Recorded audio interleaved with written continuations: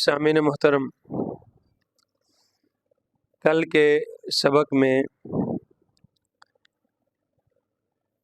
قانون جہاد میں سے 5واں قانون اور مال غنیمت اللہ اور اس کے رسول کا ہے، اس کی 7 علتوں میں سے 6ٹھی علت بھی بیان فرمائی تھی۔ 5واں قانون یا ایھا الذین آمنوا ان تتقوا اللہ، اے ایمان والو اگر تم اللہ سے ڈرتے رہے، یجعل لکم فرقانا، تو اللہ تمہارے لیے فیصلہ پیدا کر دے گا۔ فارق، فرقان، فرق کرنے والا،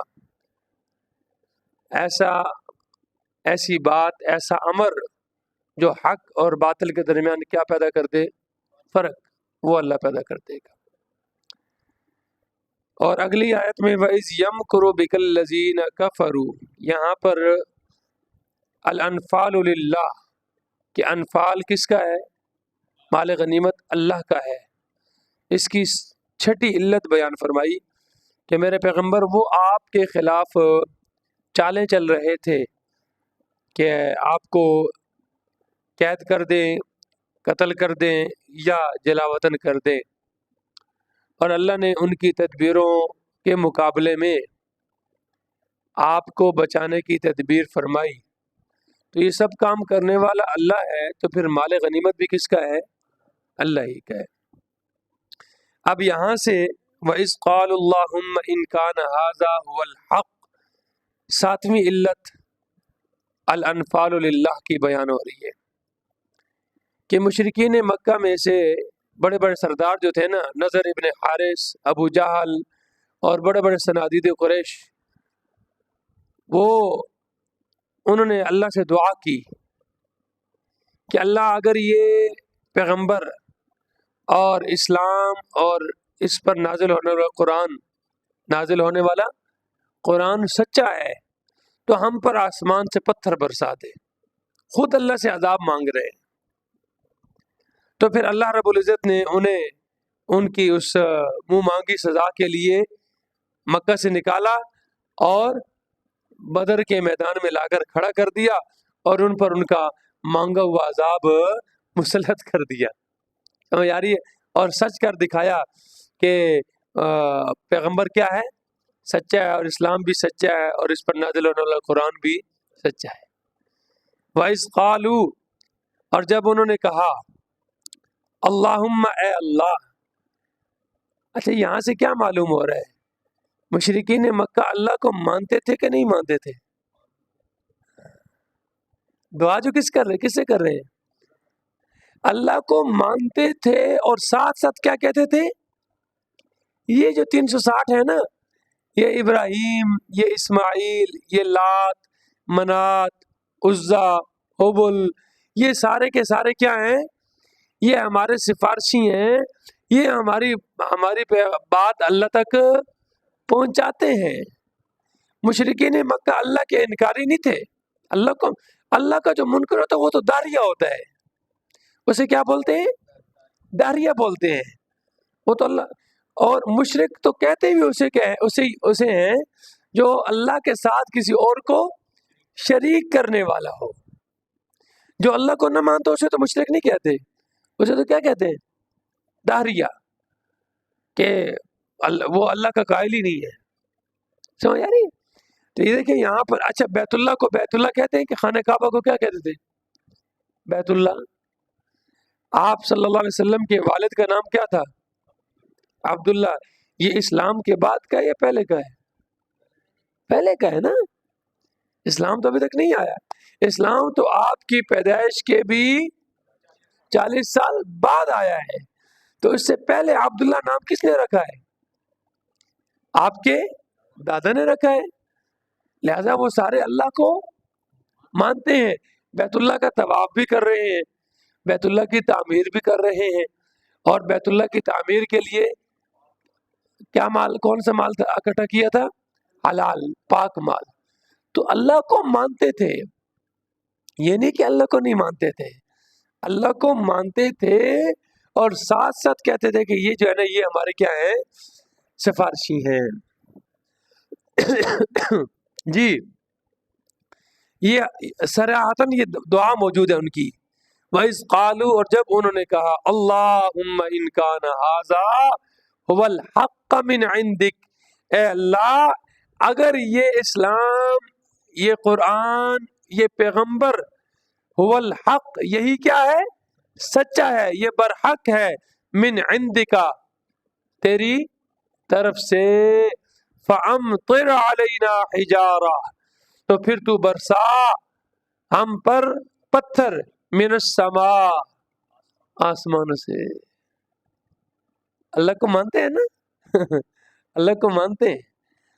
اب اتنا بعذاب علیم، یا کوئی اور ہم پر دردناک عذاب لے کر آ جا۔ تو اللہ فرماتے ہیں کہ دیکھو انہوں نے خود عذاب مانگا تو ہم نے ان کو عذاب کے لیے بدر کے میدان پر لا کھڑا کر دیا اور ان پر عذاب برسا دیا۔ تو اب یہ سارا کچھ کرنے والا اللہ ہے، تو مال غنیمت بھی کس کا ہے؟ اللہ کیا ہے، لہذا مال غنیمت بھی اللہ کے حکم کے مطابق تقسیم ہوگا، اور تقسیم کون کرے گا؟ اللہ کا رسول کرے گا۔ وما کان اللہ لیعذبہم۔ اچھا ایک تو یہ ہے کہ یہ عذاب ہے، سارے تو نہیں ختم ہوئے نا، سارے جس طرح سابقہ قوموں پر عذاب آیا، نوح علیہ السلام کی قوم پر سب کو اللہ نے صرف ایمان والوں کو بچایا، باقی سب کو کیا کر دیا؟ ملیا میٹ کر دیا۔ لوط علیہ السلام کی قوم کو کیا کر دیا؟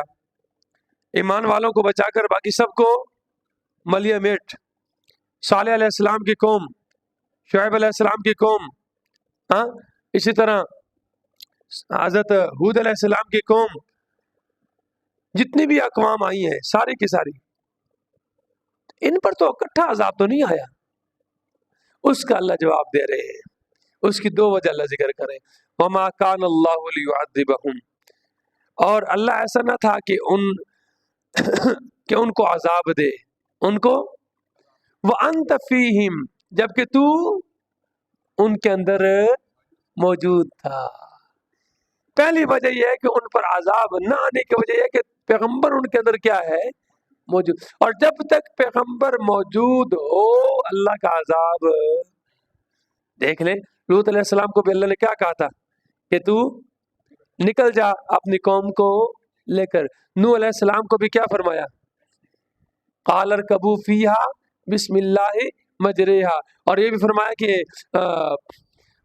اس پر اپنے ایمان والوں کو اور ہر جوڑے، ہر جانور کا ایک ایک جوڑا بھی سوار کر لے اور کشتی پر سوار ہو جاؤ، اور اس کا چلنا اور اس کا ٹھہرنا کس کے حکم سے؟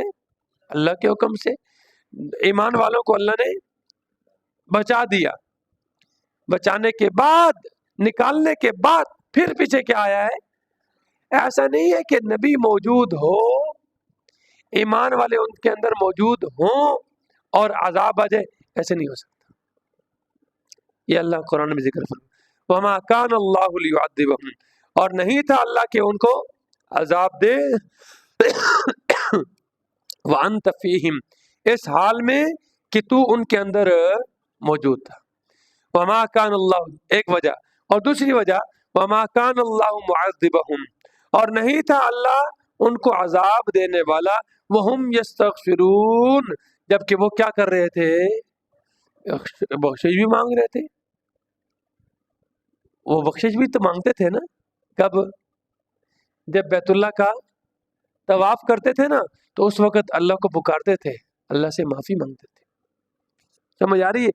یا اس سے مراد ہے وہم یستغفرون، کہ ان کے اندر اس وقت تک ایمان والے موجود تھے اور وہ اللہ سے بخشش مانگ رہے تھے۔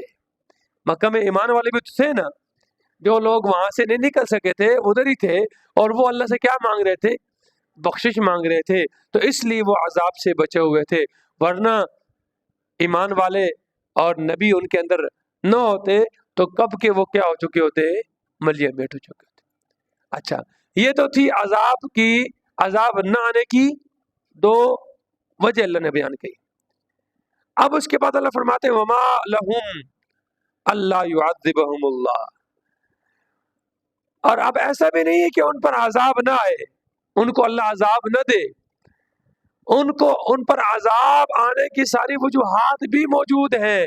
اس کے علاوہ وہ دو وجوہات تو خارجی ہیں نا، ان کے اندر ذاتی وجوہات موجود ہیں، ان کے اپنے کرتوت ذاتی ایسے ہیں کہ وہ ان کی وجہ سے کیا آنا چاہیے ان پر عذاب، اور وہ کیا ہے؟